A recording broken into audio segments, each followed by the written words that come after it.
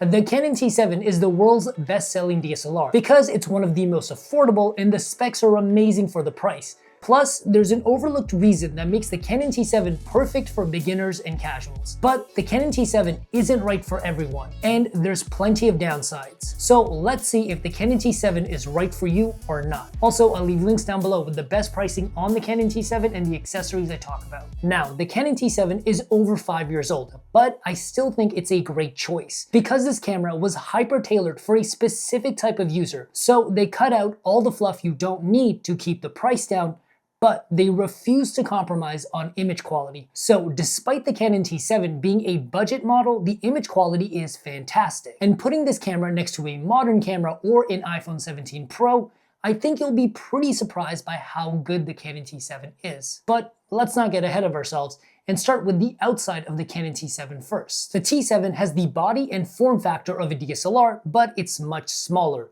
And this is going to give you this satisfying and tactile feel of shooting with a DSLR, but it's significantly smaller and much more compact, so it's a fantastic camera for travel and walk around shooting. And the button layout and menus on this camera are really simple and straightforward. And Canon cameras is known for being extremely beginner friendly. So even if this is your first camera, you can easily pick it up and get great results, and you don't have to watch a tutorial, though I did make one. Plus, it has a variety of automatic shooting modes like nighttime, food, sports, macro. You simply set the dial to whatever you're shooting and the camera will take care of the rest. One feature I absolutely love is that the Canon T7 also has Wi-Fi connectivity, so you can directly send your photos from your camera to your smartphone to share with family and friends or post on Instagram. The Canon T7 also has a built-in flash, so you won't struggle with blurry or grainy photos. But if I have one critique, is that the Canon T7 only has a fixed LCD screen on the back and it's not a touchscreen. It also doesn't have an audio jack for an external microphone, but it does have an internal microphone to capture ambient audio and voices.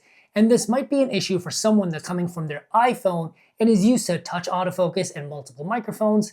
You guys may feel like this camera is lacking a little bit. I have a feeling most of you guys probably won't find this to be an issue because the best way to use this camera is by using it as a proper photo camera. And for that, you're really going to be using the viewfinder instead of the LCD screen, and you're not really going to be using the touchscreen because you're probably going to want that tactile DSLR feel and you're going to use the buttons, so this probably won't make a difference to a lot of you guys. Now, there might be some compromises in terms of design, but the one thing Canon does not compromise on is image quality, and this really centers around three things that the camera does really well and makes the image quality awesome. First up is the sensor. The Canon T7 has a 24 megapixel APS-C size sensor, which is what most cameras at this price range have, and even the more expensive Canon cameras like the Canon R50, R100, R10 still use a very similar sensor. So with this sensor, you still get fantastic photos with a ton of detail, and there's enough resolution to crop into your photos without a huge loss in quality. One really cool thing about the T7 is that it also shoots 14-bit RAW,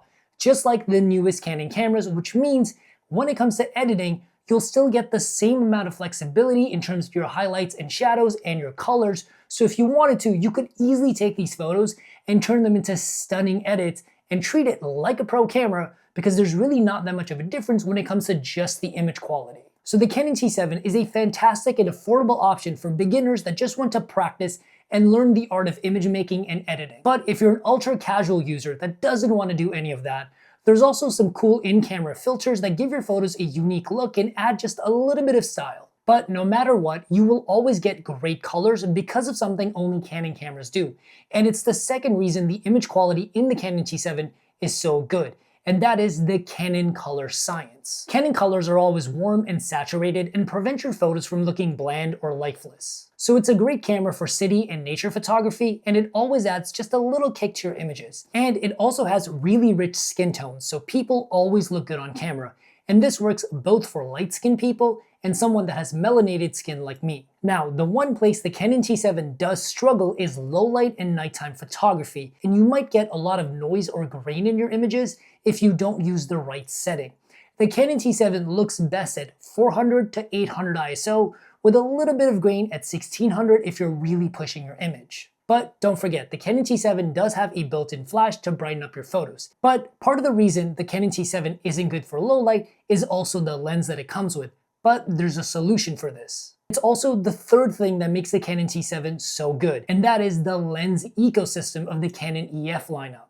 With the older Canon EF lineup, you literally have hundreds of lenses to choose from, both from Canon and third party. And since they're older lenses, the prices are also much lower. And by upgrading your lens, you will also get much better image quality. If you're looking for affordable lenses, a few of my favorites are the Canon 50mm f1.8 lens, which is anywhere between $99 to $150, or the Canon 24mm lens, which is an f1.8 lens, fantastic for low light, and it also comes at a similar price. The one lens that I personally really like is the Sigma 18 to 35 f1.8, but it's a little bit more expensive. However, this lens is very similar to the Canon kit lens, which is an 18 to 45mm, so the Sigma just has a little less zoom on it. And I did shoot everything in this video with the 18 to 45mm kit lens because I wanted to use what most of you guys would probably be picking up. So there's nothing wrong with the image quality, but I don't think this lens utilizes the full potential of the Canon T7 sensor. And I would recommend upgrading your lens before upgrading the Canon T7. Now, we also have to talk about the shooting experience of the Canon T7. And some of you might be thinking, because it's a budget camera, it's probably not that great. But to be honest, for the type of shooter it's recommended for, this camera holds up surprisingly well even 5 years later. The Canon T7 shoots 3 frames per second, which is kind of slow, but depending on your shooting style, this may not matter. For casual, lifestyle, street photography, travel photography, this is fast enough to capture quick moments as they happen. And it's also a good option for sit-down portraits and family photos. The place where I think a lot of you guys will struggle with is for super fast-moving subject matter, like being on an African lion safari or your kids playing sports. Because the Canon T7 isn't shooting enough frames per second to capture the whole movement, getting the perfect shot becomes a lot trickier, and it's kind of just praying and spraying. You can shoot sports, but it's harder to get the perfect action shot. But if you're just casually shooting your kids, it won't matter. Because shooting at full speed, the Canon T7's autofocus absolutely keeps up, but only when you're using the viewfinder. The autofocus when you're using the LCD screen isn't great, and it tends to be a little bit slow. For photographers that are using the viewfinder, this won't matter, but if you're shooting video, this does affect you. And when it comes to video for this camera, some people are going to really love the video, some people are going to be super underwhelmed. This camera does not shoot 4K, it only goes up to full HD, which is 1920 by 1080p, and to be honest, like that's most TV screens, but when it comes to slow motion, it only shoots 60 frames per second for 2x slow motion in 720p, which is super low resolution. I do not think that's good enough for modern cameras at all, but again, it's an older 5-year-old camera. On the surface, a lot of you guys might be thinking, hey, my phone is better than the Canon T7.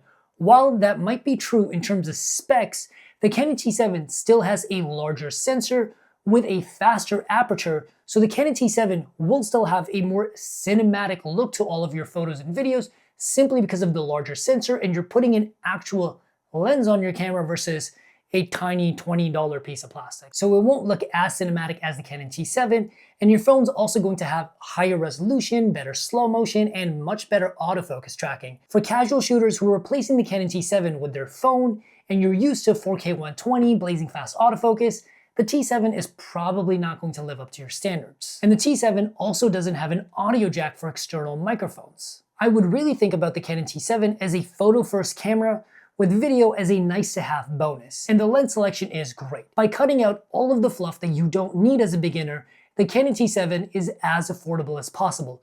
The only thing that even competes with the Canon T7 in terms of price and specs is the Canon R100, which is essentially the T7, but refreshed or upgraded. It does have better video specs, but the photo specs are still very close, and it only shoots slightly faster. And with the Canon RF cameras, you also don't have as big of a lens selection without using an EF adapter, which is $175 to $200, and it also adds a bit of bulk to your camera. So I do think the Canon T7 is the most straightforward, pure photography experience for beginners who just want to get started, have a great lens selection, and you really just want to focus on learning image making and the art of editing your photos. And if you want to check out the Canon T7, I'll leave links down below, and I'll see you guys in the next video. Peace.